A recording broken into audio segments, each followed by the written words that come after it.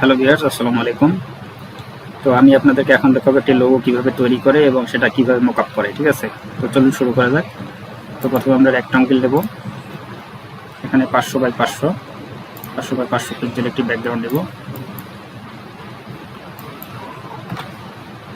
এটাকে কন্ট্রোল 2 দিয়ে লক করব। লক করার পরে আমরা যাব টেক্সট টুলে। যাওয়ার পর এখানে আমরা আগে ব্যাকগ্রাউন্ডটা সাদা করে নিই।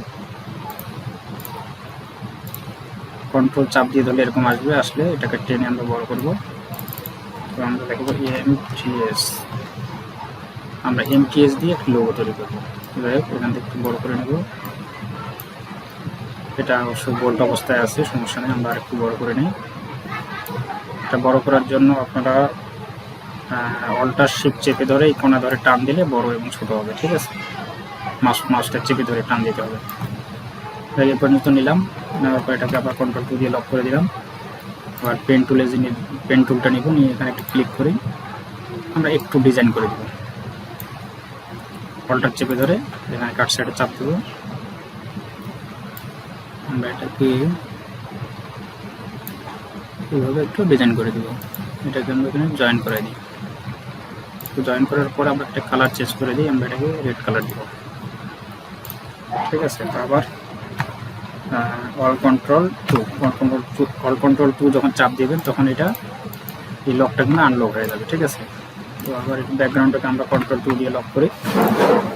করার পরে আমাদের মোটামুটি লোগোটা তৈরি হয়ে গেছে। এখন আমরা কন্ট্রোল জি দিয়ে এটাকে গ্রুপ করে দেবো। এটা কিন্তু এখন গ্রুপ হয়ে গেছে। ঠিক আছে, গ্রুপ হওয়ার পরে এখন আমরা এটাকে মকআপ করবো। তো মকআপ কীভাবে করবো?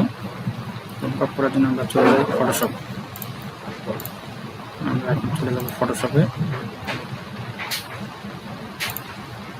যাওয়ার পরে আমরা ওপেনে ক্লিক করি। এখানে কিছু ফাইল আছে, যেটা হচ্ছে আপনার মকআপ ফাইল বলে, আমার সেভ করা আছে। এই মকআপ ফাইলে আমরা যাব, এখান থেকে একটা নিব। ঠিক আছে, আমরা এটার উপরে লোগোটা বসাবো। ধরুন একটা মকআপ ফাইল আমরা এটার উপরে বসাবো। এটা ওপেন দিলাম, এখানে আপনার কিপ লেয়ার,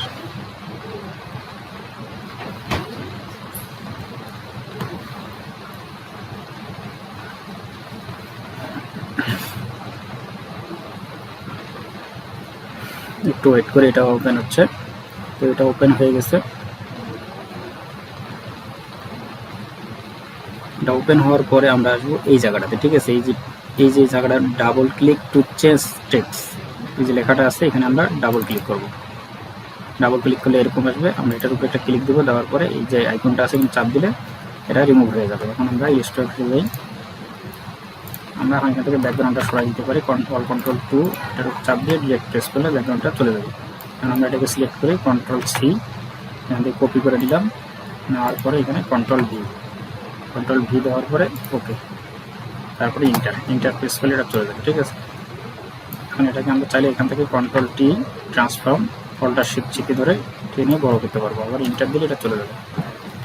এখন আমরা যেটা করবো, এটা এখানে দেওয়ার পরে ফাইল সেভ এস, আমরা এটাকে সেভ করবো। সেভ করলে এটা অটোমেটিক্যালি এখানে মকআপ হয়ে যাবে। আমরা এখানে ক্লিক করবো,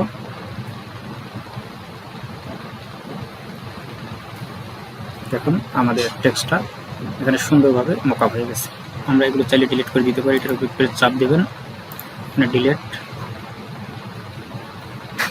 তারপরে এগুলো চাইলে ডিলিট করে দিতে পারেন।